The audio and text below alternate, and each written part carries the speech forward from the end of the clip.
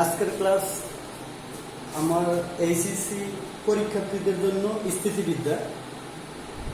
এই ক্লাসটা একটা গত ক্লাস করেছিলাম, অসুবিধার জন্য কয়েকদিন ক্লাস নিতে পারিনি। আমরা সামনের দিকে কন্টিনিউ ক্লাস করব, কিন্তু ক্লাস করার আগে সবাইকে বলতে চাই যে অনেক কষ্ট লাগে, সরাসরি ক্লাস করতে একটু কষ্ট লাগে না। তোমরা যে ক্লাসে যে অঙ্কগুলো দেই দয়া করে এটি একটু পাঠাইও, দেখলে ভালো লাগে। যে অঙ্ক পরে পড়িয়া পাঠায়, তাহলে আমার মনে হয় সবাই ভিডিওগুলো দেখে করে আগ্রহী দেখায়। যদি আগ্রহী না দেখায় তাহলে আমার ক্লাস করা খুব কষ্ট হয়ে যায়। যাই হোক, আশা করি সামনে থেকে সবাই অঙ্ক করিয়া পাঠাবো। গত ক্লাসে আমরা লম্বাংশ উপপাদ্যটা পড়ছিলাম, এটা লেখা তোমরাও পাঠাবা। এই উপপাদ্যটা সম্পর্কে একটু আলোচনা করতে হবে, কারণ এই উপপাদ্য দিয়ে আমরা অনেকগুলো অঙ্ক করব। উপপাদ্যটা হলো, মনে আছে, ধরো একটা অক্ষ OX, একটা নির্দিষ্ট অক্ষ। এই অক্ষ বরাবর পি একটা বল ক্রিয়া করেছে, কিউ আরেকটা বল ক্রিয়া করেছে, পি কিউ এর লব্ধি, এই দিলাম এটা লব্ধি, আর বল ক্রিয়া করেছে।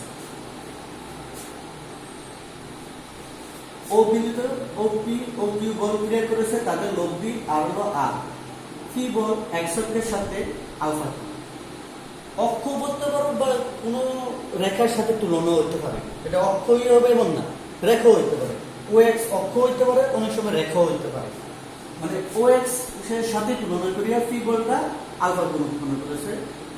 এই কিউ বলটা বিটা বল দিলাম আমি, কিউ বলটা হলো বিটা কোণ উৎপন্ন করেছে, আর লব্ধি আর এই রেখাটার সাথে থিটা কোণ উৎপন্ন করেছে। তাহলে আমরা যদি লম্ব অংশ উপপাদ্য অনুযায়ী কি পি cos থিটা আলফা কোণ উৎপন্ন করেছে, পি আলফা। কিউটা বিটা কোণ উৎপন্ন করেছে, এজন্য কিউ cos বিটা সমান সমান আর cos লব্ধি কি কোণ উৎপন্ন করছে, থিটা, এই থিটা। এটি হলো লম্ব অংশ উপপাদ্যের বীজগণিতিক সমীকরণ। এটা হলো পি বলে লম্ব অংশের পরিমাণ, এটা বলে কিউ বলে লম্ব অংশ পরিমাণ, আর এটা লব্ধি বলে লম্ব অংশের পরিমাণ। বল দেয় লম্ব অংশের যোগফল তার লব্ধির লম্ব অংশের যোগফলের সমান, এটাই লম্ব অংশের উপপাদ্য। এখন আমরা এই উপপাদ্য দিয়ে কয়েকটা অঙ্ক করব।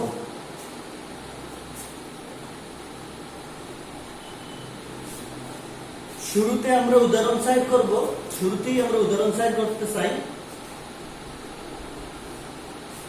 উদাহরণ সাইড এই অঙ্কটা এই জায়গায় কোনো বোর্ড উল্লেখ করে না, কিন্তু এই অঙ্কটা অনেক সৃজনশীল আসছে, কেন জানি না বোর্ডে উল্লেখ করে নাই। ধরো লেখছে এই জায়গায় ও বিন্দুতে ক্রিয়া হতে 2p 3p 5p বলদের লব্ধি হলো 9p, তাদের ছেদক রেখা যথাক্রমে A B C D বিন্দুতে ছেদ করলে দেখা যায় এত। এই অঙ্কটা খুবই গুরুত্বপূর্ণ। মানে আমি আবার করতেছি, এ হলো ও বিন্দু, এই ও বিন্দুতে এ হলো 2p বল, 2p বল ক্রিয়া করেছে। এ একটা বল, এই বলটা 3p বল ক্রিয়া করেছে, আর আছে কত 5p, 4p ক্রিয়া করে না, এটা একটু গ্যাপ রেখে আমি এই দেখে দিলাম। এই এটা হলো 5p বল ক্রিয়া করেছে, 2p 3p 5p বলদের লব্ধি 9p, এই বলটা ধরলাম, লব্ধির জন্য ডাবল টিক চিহ্ন দিলাম, 9p বল ক্রিয়া করেছে। এইটা ধরলাম তাদের ছেদক। এই ছেদকগুলো তারা বলে দিতেছে যে এ বিন্দু, বি বিন্দু, সি বিন্দু, ডি বিন্দুতে ছেদ করে। ছেদকগুলো এ বি সি ডি বিন্দুতে ছেদ করেছে। এখন ও বিন্দু থেকে এ বি ছেদকের উপর ও এর লম্ব আঁকি, ও এর লম্ব আঁকলাম। ও এ বরাবর 2p, ও বি বরাবর 3p, ও সি বরাবর 5p, ও ডি বরাবর লব্ধি 9p বল ক্রিয়া করেছে। এ বি তাদের ছেদক, A B ছেদক বলদ্বয়কে A B C D বিন্দুতে ছেদ করেছে, ও এর লম্ব অঙ্কন করে। এখন আমরা জানি বলদের লম্ব অংশের সমষ্টি মানে 2p 3p 5p বলদের লম্ব অংশ যোগফল হবে 9p বলদের লম্ব অংশ যোগফলের সমান। লেখাগুলো তোমার বইয়ের ভিতরেই আছে, এই জন্য আমি লেখাগুলো নিচে লিখলাম না, তোমরা লেখে আমরা ফাটাবে। লেখাগুলো বই দেওয়া আছে, এই জন্য বাড়তি লেখা লিখলাম না, একেবারে হুবহু। এই আমি শেষে ক্যালকুলেশনটা করতেছি ওএল এর সাপেক্ষে, ওএল বরাবর। এখন এটুকু আমি লিখে দিই। এখন ওএল বরাবর বলগুলোর লম্ব অংশ নিয়ে পাই, বলগুলোর লম্বাংশ নিয়ে ওএল বরাবর বলগুলোর লম্ব অংশ নিয়ে ধরো একটু কাজ আছে, ক্লিয়ার দেখা যায়? হ্যাঁ দেখা যায় ক্লিয়ার। এখন এই যে শুরুতে আমি যে জিনিসটা দেখালাম, ধরো এই ওএক্স বরাবর ফি বল, কিউ বল, লব্ধি আর বল, এটা আলফা ধরলাম, এটা বিটা ধরলাম, এটা থিটা বল ক্রিয়া করে। তাহলে আমরা জানি phi cos alpha plus Q cos beta আর কস থিটা। এই মানে বলদের লম্ব অংশ সমষ্টি লব্ধির লম্ব অংশ সমষ্টির সমান,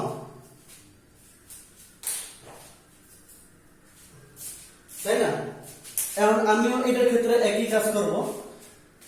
প্রথমে ওএল এর সাথে আমাদের ওএল এর সাথে তোমরা ওএক্স একই মনে করবো। এই জায়গায় ওএক্স এর সাপেক্ষে আর এই জায়গায় ওএল এর সাপেক্ষে আমরা এইটার সাপেক্ষে করব, ঠিক আছে?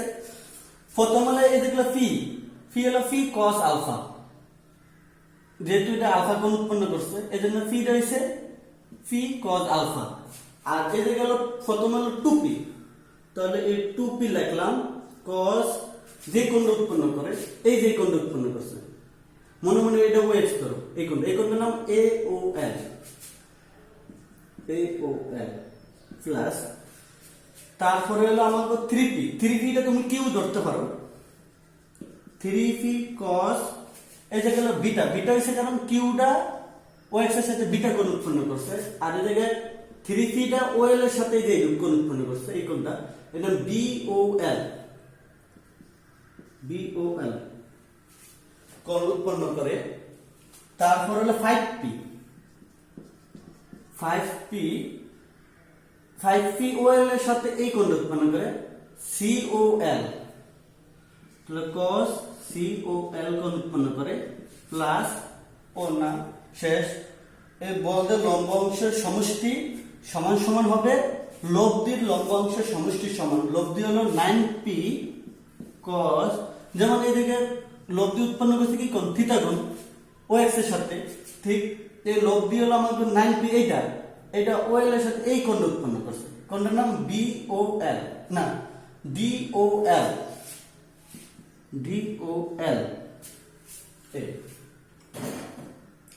ক্লিয়ার? বুঝছো? বলদ্বয়ের লম্ব অংশের সমষ্টি লব্ধির লম্ব অংশের সমষ্টির সমান।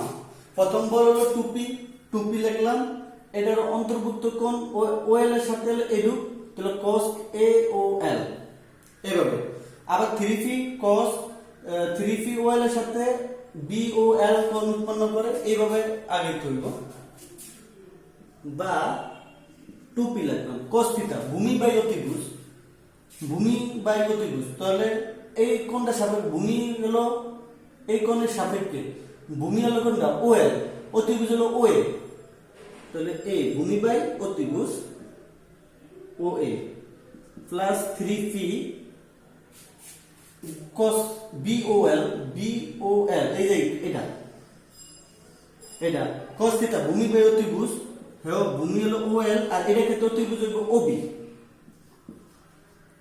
প্লাস 5p COL এই যে ত্রিভুজটা এটা, তাহলে কোন ভূমি বাই অতিভুজ, এবারও ভূমি হলো OL অতিভুজ হলো OC সমান সমান 9p ভূমি বাই অতিভুজ cos DOL এই কোণটা তো cos থিটা ইকুয়াল টু ভূমি বাই অতিভুজ, ভূমি আমরা OL ই ধরবো আর অতিভুজ হইব OD। এই দেখো ভালো করে দেখো,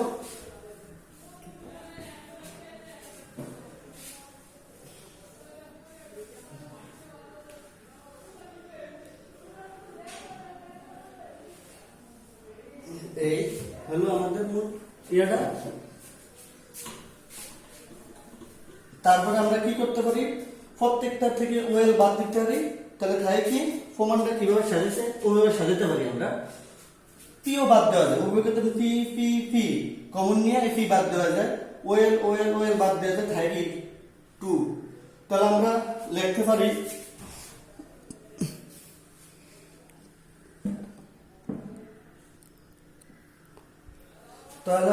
পারি কি একসাথে 2/OA plus 3/OB plus 5/OC equal to 9/OD। এই ক্লিয়ার আছে? পি পি পি কমন নিয়ে এই দিয়ে বাদ দিছি, ওয়েল ওয়েল ওয়েল কমন নিয়ে ওয়েল দিয়ে 2টার উপর নিছি, ওয়েটা নিছি। এই প্রমাণ। বাংলা লেখাগুলো তোমরা বইয়ের ভিতরে লেখা আছে, ওটা বইয়ের থেকে লিখতে হইব। এই হলো উদাহরণ 6। নিজের একটু বাসায় করো, করে আমাদের দেখাও, কাজে লাগবো। এখন আমরা উদাহরণ 6 করব। এই অঙ্কটা ইম্পর্টেন্ট। উদাহরণ 6।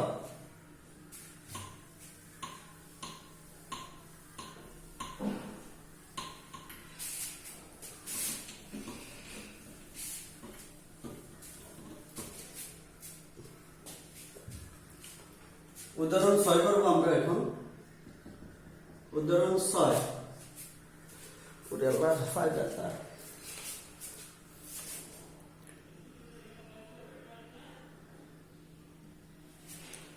উদাহরণ 6 লেখছে কোন বিন্দুতে 2p ও 3p ও 2p দুইটি বলের লব্ধি আর প্রথম বলটির মান দ্বিতীয়টির মানের বলের দ্বিগুণ করলে লব্ধির মান দ্বিগুণ হয়, বল দেওয়া অন্তর্ভুক্ত কোণ নির্ণয় করো। তাহলে লেখো, মনে করি বল দ্বয়ের অন্তর্ভুক্ত কোণ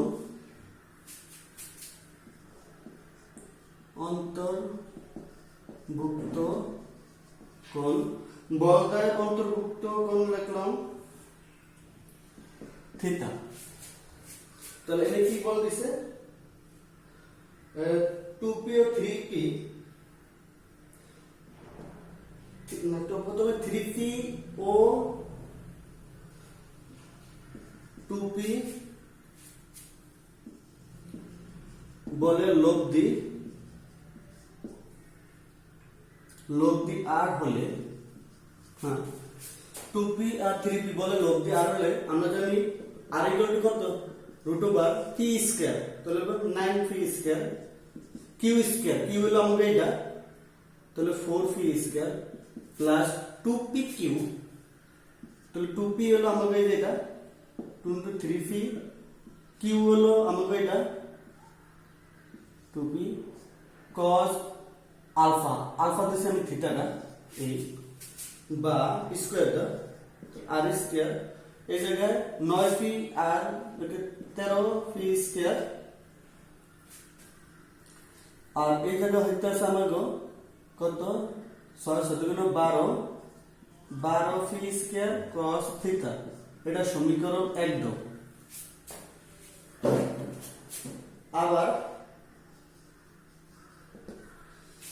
আবার প্রথম বলটির মান দ্বিগুণ করলে, প্রথম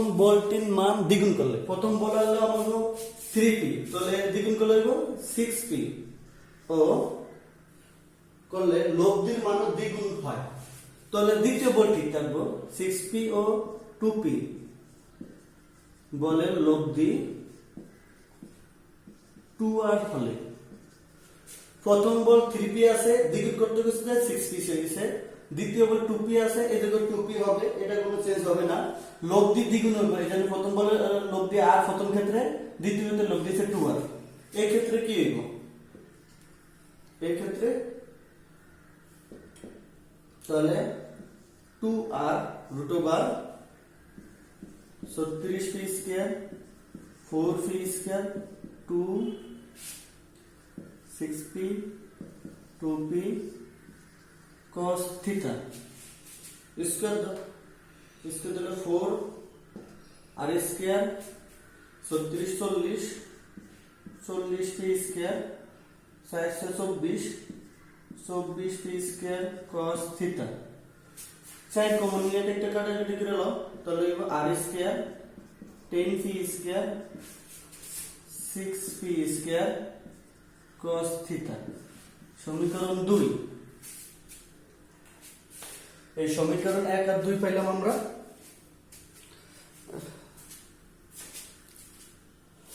এখন তোমরা একটা কাম করো, সমীকরণ 1 আর 2 ভাগ করো অথবা বিয়োগ করো, যা করো করো, বিয়োগ করে যাও। তাহলে বড় কোনটা? বড় হলো 1 থেকে 2 বিয়োগ 1 বিয়োগ 2 হতে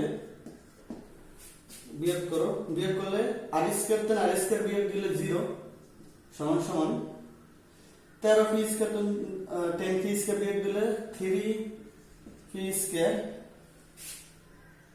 প্লাস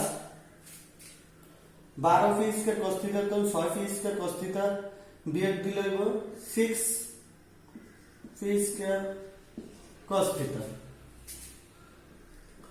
বা 0 3 পি স্কয়ার কমন নিলাম 1 plus 2 cos theta 1 plus 2 cos theta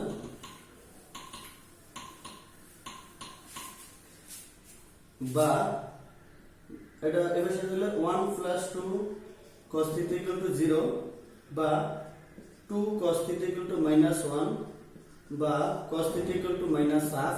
তাহলে থিটা ইকুয়াল টু কত? cos কত ডিগ্রি মানে -half 120 ডিগ্রি, তাহলে 120 ডিগ্রি। এই তো বল দিয়ে অন্তর্ভুক্ত কোণ আমরা পাইলাম 120 ডিগ্রি। এই অঙ্কটা অনেক সময় আসে, সহজ, ফিজিক্সও তোমরা করছো, যার কারণে খুব সহজ। এই হলো আমাদের উদাহরণ 6। এবার আমরা উদাহরণ 7 করব। উদাহরণ 7।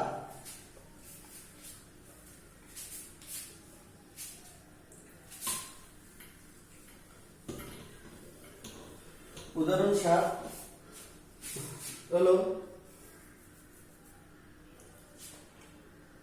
উদাহরণ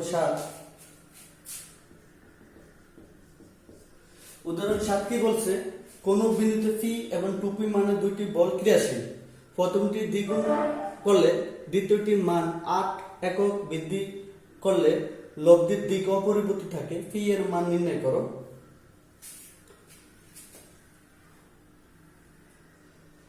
পি এর মান বের করতে গেছে, তাহলে আমরা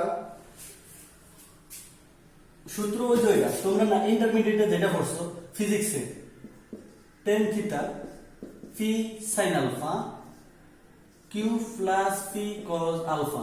ফিজিক্সের এই সূত্রটা কাজে লাগবে আমাদের এখন। এইটা তাহলে মনে করি বল দিছে পি ও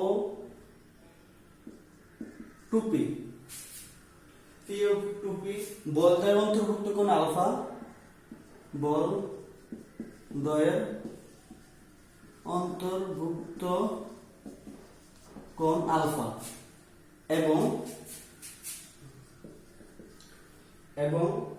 পি লব্ধির সাথে পির সাথে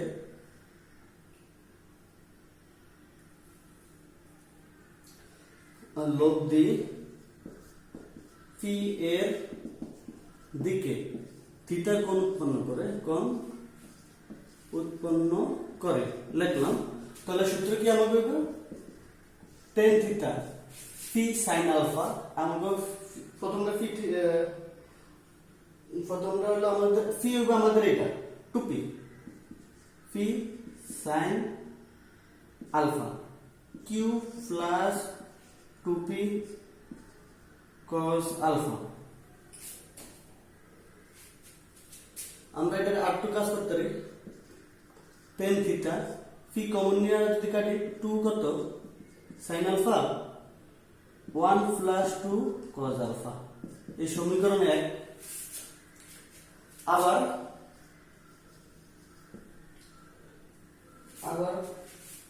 ধরো একটু টাইমটা দেখে নেই, টাইম শর্ট হয়ে গেছে আমার, 20 মিনিট হয়ে গেছে। আর ভিডিও বেশি হয় না আমার মোবাইলে, 23 মিনিটের বেশি ভিডিও করা যায় না।